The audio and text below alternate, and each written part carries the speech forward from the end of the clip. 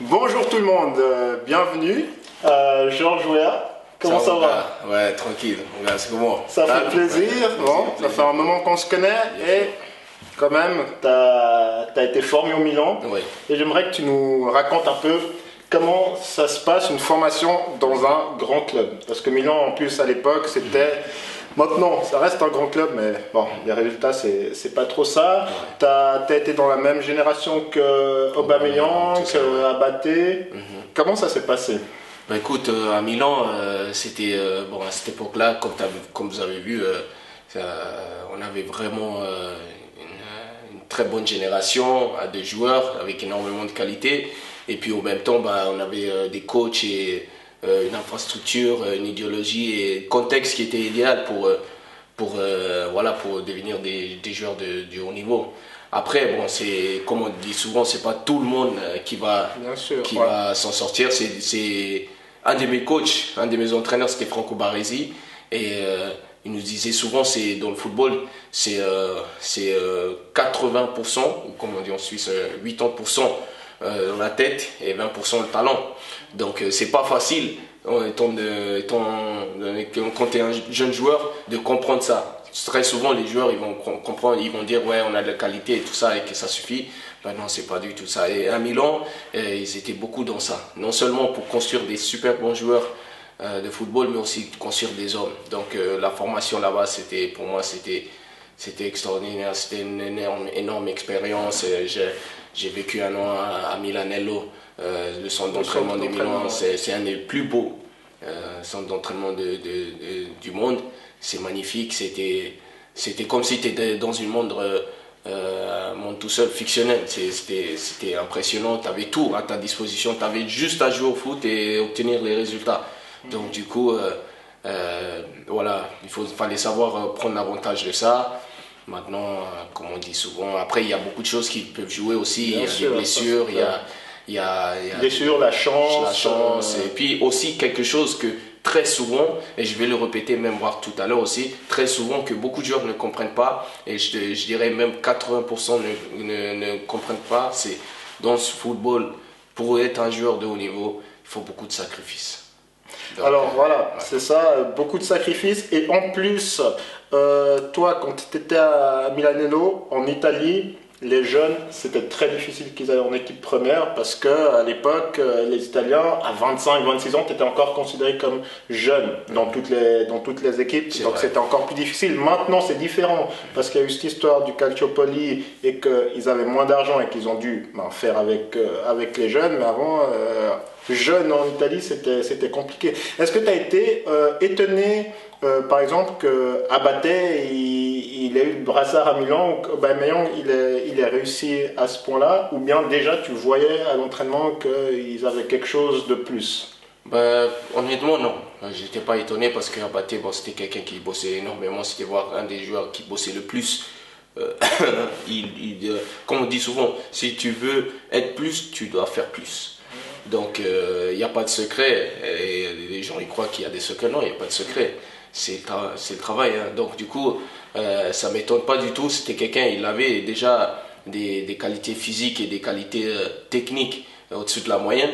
Mais avec ça, c'était pas le joueur le plus talentueux là-bas. Il y avait d'autres joueurs que je peux citer, qui aujourd'hui ne sont même pas des joueurs de haut niveau, qui étaient beaucoup plus talentueux que lui. Mais ils n'avaient pas le même hygiène de vie, ils travaillaient pas. C'est l'hygiène de vie, voilà. C'est les sacrifices, quoi. Voilà. Et en cas par-ci, en cas par-là, ça peut aussi faire la différence. Après, en même temps, voilà, ces joueurs-là, ils ont quand même dû traverser certains chemins, ils ont pas tout de suite explosé. Bien sûr. Tu vois, Abaté, il a passé par Napoli quand ils étaient en 4e ou 3e division, tout ça. Donc, la philosophie qu'il y avait là avant, c'est pas la même d'aujourd'hui. Donc, voilà, aujourd'hui, c'est Milan, ils n'ont pas de choix. Ils sont obligés de se réfugier vers les jeunes parce que ils n'ont pas les mêmes fonds financièrement qu'ils en avaient à l'époque. Et Et maintenant, je pense que gentiment, ils vont se reconstruire pour devenir le grand Milan qu'on connaissait avant. Est-ce que tu as côtoyé à l'époque des joueurs de la première équipe? Est-ce que tu as pu discuter avec? Oui. Puis, est-ce qu'il y a quelque chose ou une personne qui t'a marqué en particulier? Ça va étonner beaucoup de gens, mais il y avait un joueur que j'ai adoré et quand je dis ça, c'est pour cela on dit souvent ne juge pas le livre par sa couverture. C'est Jaap Stam.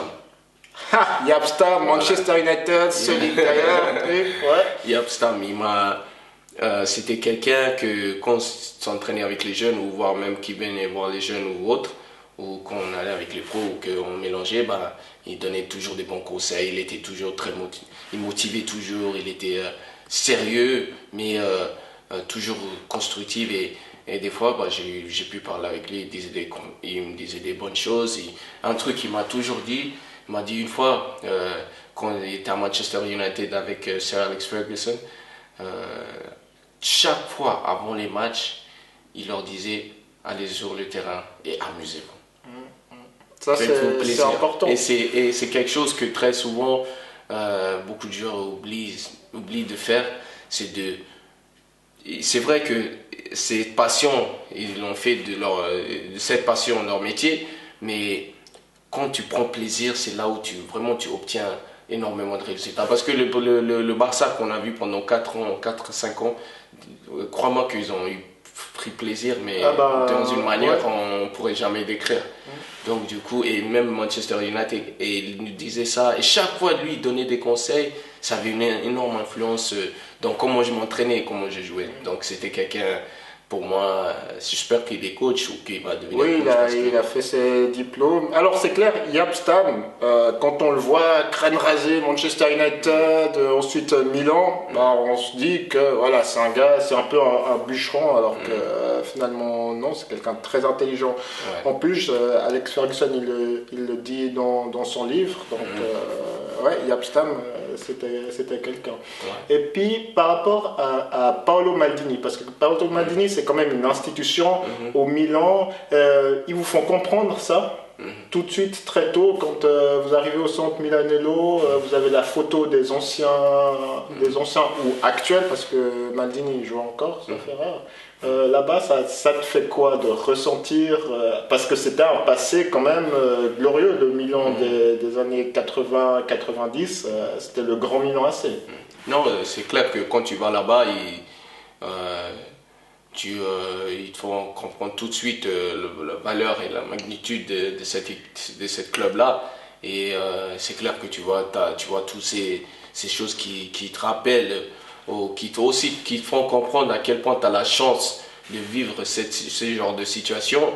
Et voir des fois, je serais le premier à le dire, des fois tu le prends à la légère. Parce que quand tu te rappelles maintenant, tu te dis waouh, si seulement, tu vois, mais bon. C'est ça, après ça va vite, ça va très des vite. fois on a le recul un peu plus tard. Voilà, mais c'est clair que ces joueurs-là aussi, c'était des messieurs. C'était ça aussi. Ce club, non seulement c'était un grand club au niveau de football sportif, mais c'était où il y avait beaucoup de messieurs dans ce club-là. Des Pirlo, des Maldini, même à l'époque avec mon père, avec Maldini, avec Franco Baresi, beaucoup de ces légendes-là. C'était en dehors du terrain, comme sur le terrain, c'était des messieurs. Tu vois, la classe, l'élégance, et non seulement ils étaient en dehors du terrain, mais des messieurs, mais même sur le terrain, c'était des messieurs. La manière dans laquelle ils respiraient le football, c'était différent que les autres clubs en Europe.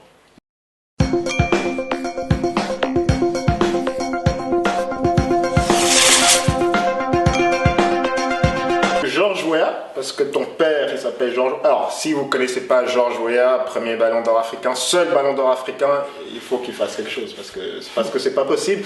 Alors, toi, tu as suivi un peu dans le domaine les traces de ton père.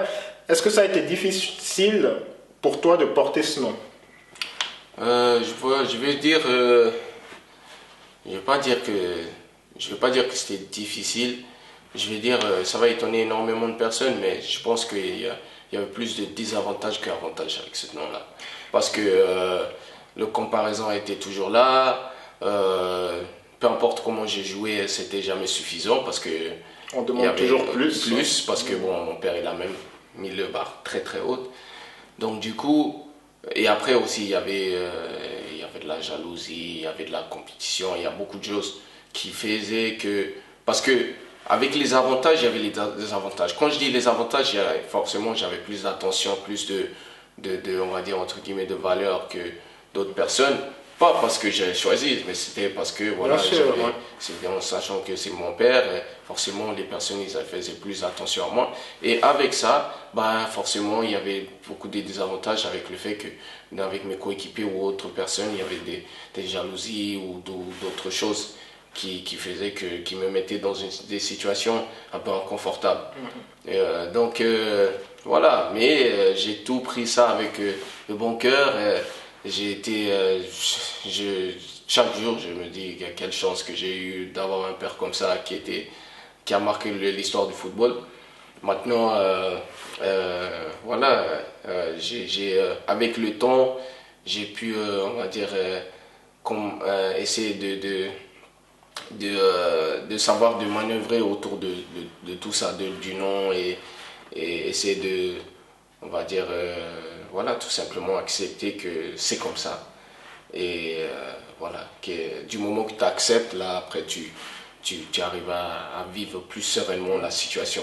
Parce que si tu poses toujours des questions, pourquoi, bah, c'est vrai que tu vas toujours être perturbé, toujours être un peu perdu. Donc, du coup, si tu acceptes, bah, tu es plus serein. Est-ce qu'il te donnait des conseils? Est-ce que tu lui demandais des conseils par rapport à ton jeu, par exemple, parce que vous jouez quand même à des postes offensifs? Ou bien tu voulais faire toi-même, construire toi-même ta propre histoire? Ben, il me donnait toujours des conseils. Et je tiens à préciser que quand on est jeune, ben, des fois, on a la tendance de pas peut-être prendre trop en considération un conseil qui peut être fondamental pour notre futur et pour notre avenir. Mais moi, il m'a toujours donné des conseils. C'est clair que bon, mon père était quelqu'un de très occupé, donc c'était pas possible qu'il soit là-bas toujours physiquement, mais il a toujours été là. En tout cas avec des conseils et en me disant ce qu'il fallait faire parce qu'il savait que je jouais dans les secteurs offensifs et toutes les positions que j'ai jouées, bah, lui il les a jouées, donc il connaît qui mieux de donner un conseil qu'un ballon d'or. Donc et voilà, si ça se présente devant vous, ballon d'or, il ne faut pas hésiter. Ouais. Donc il me donnait toujours des bons conseils et d'ailleurs chaque fois qu'il venait voir mes matchs, bah, j'étais toujours très très bon. C'était, je sais pas pourquoi, mais c'était toujours, ce sont des matchs qui m'ont marqué parce que mon père il venait pas très souvent, mais chaque fois il venait, bah, ça me donnait, voilà, c'était une motivation et en plus après je savais qu'il allait me dire qu'est-ce qu'il fallait faire sur le terrain et du moment que je mettais ces conseils en pratique, bah, je réussissais tout quoi. C'est la magie, hein, le ballon d'or.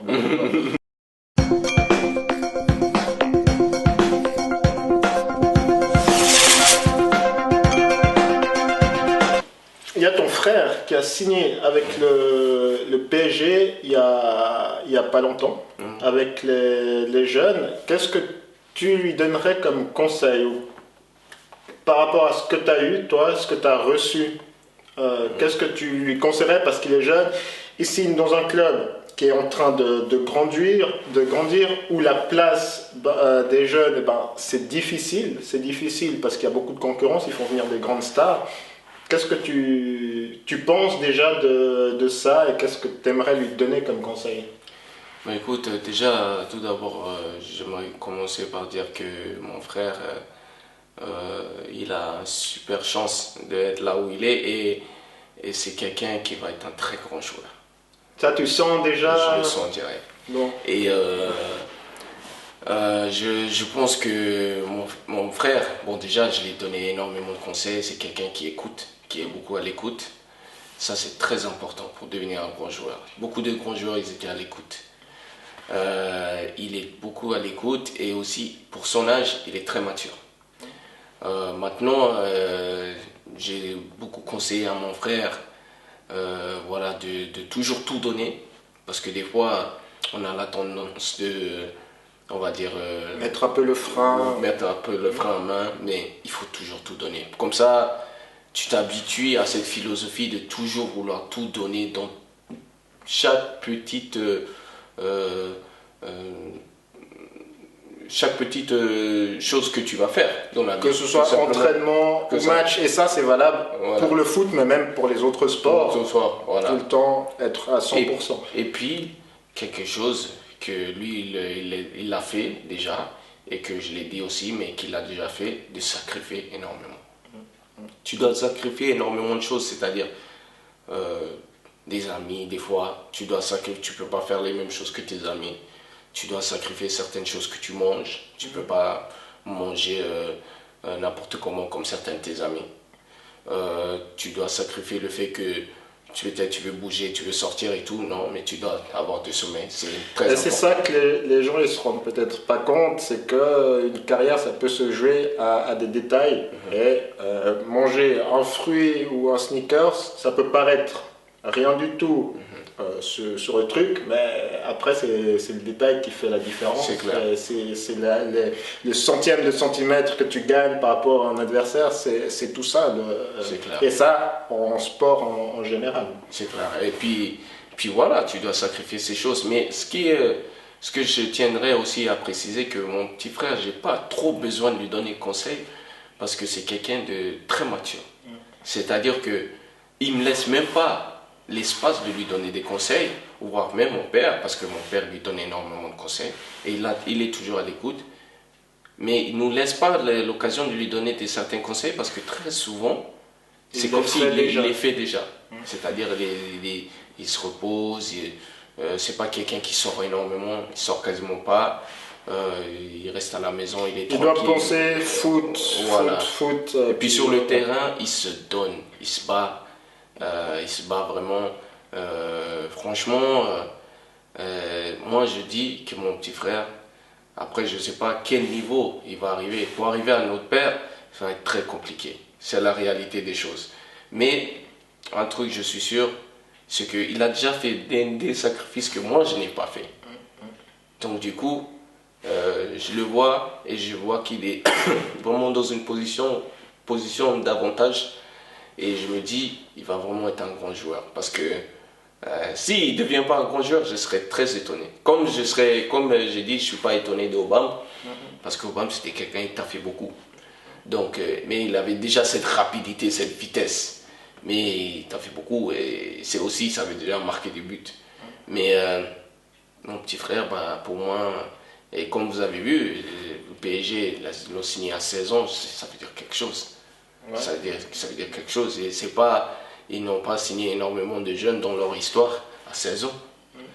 Pour contrat professionnel. Donc du coup, et un vrai bon contrat professionnel. Donc du coup, c'est une récompense aussi voilà. Au sacrifice qu'il a fait. Après, il faut continuer le taf. Continuer, il faut passer. Et puis un truc que je l'ai toujours dit, de jamais être satisfait. Donc du coup, si du moment que tu deviens satisfait, tu commences à être... tu commences à te relâcher et tu te dis ouais, ça y est, c'est bon, et c'est là où il y a le piège. Donc du coup il a toujours faim, il veut toujours être plus, et il veut être le meilleur. Voilà, c'est ça, être le meilleur, être plus que le meilleur, et pas se reposer sur ses acquis, parce que ceux qui se reposent sur ses acquis, tu vois qu'ils stagnent, hein. Et les joueurs qui progressent pas, qui stagnent, c'est soit l'hygiène de vie, ou soit ils s'estiment qu'ils sont déjà arrivés à un bon niveau et qu'ils n'ont pas envie de faire plus, hein. C'est ça, tout à fait, c'est ça. Et voilà pourquoi je pense que il va devenir un grand joueur. Je pense qu'il va devenir un grand joueur, et j'espère que vous allez vous rappeler de ça, parce que Timothy Weah. Et là, il est en sélection. Voilà, là, il est en sélection, il est en Coupe du Monde U17. Cette Coupe du Monde U17, c'est une vitrine pour énormément de joueurs. Ça a été une vitrine pour Ronaldinho, pour Messi, pour Cristiano, pour Kroos, et j'en cite quelques-uns, mais il y en a énormément qui sont Mario Götze. c'était là, quand ces joueurs-là, ils ont fait des super bons matchs, et ben direct, on a commencé à... Ah bon, bien sûr, et tu joues aussi contre des joueurs qui vont devenir Voilà, des grands joueurs, donc c'est pas des compétitions qu'il faut négliger. Voilà, Ça, et là, à l'heure actuelle, tout va bien, il a fait un triple l'autre jour, il a marqué peut-être le but du tournoi, il a été extraordinaire. Si je le trouve, je le mettrai sur la vidéo. Voilà, ouais, et puis voilà, en ce moment, c'est en train de faire des zones partout dans le monde. L'équipe de France, même, ils prennent en considération mon frère. Donc, voilà, je pense que voilà, maintenant, il ne doit pas se satisfaire de ça, de continuer, de montrer qu'il est quelqu'un de régulier par rapport à son niveau et de aussi toujours vouloir arriver plus haut. Et puis, c'est clair que dans la formation du PSG, voilà, maintenant, ça fait 4 ans qu'il est là-bas. C'est bien intégré, il a des amis, il a compris la philosophie du jeu du PSG et il sait que pour arriver avec les pros et pour avoir du temps de jeu, ça va être très compliqué parce qu'aujourd'hui ils ont un effectif, voire un des meilleurs effectifs au monde. Parce qu'il y a le bon du PSG qui peuvent être même titulaires dans autre championnat. En France, ils sont titulaires. Donc, ça va pas être simple, mais il faut jamais dire que quoi que ce soit va être impossible. Donc, du coup, il faut continuer à se battre et on sait jamais, ça se trouve que dans quelques mois, si Dieu le veut... Ça va très vite, hein. Voilà. Dans le sport, ça va très vite. Ouais. Georges, je te remercie. Merci mon camarade.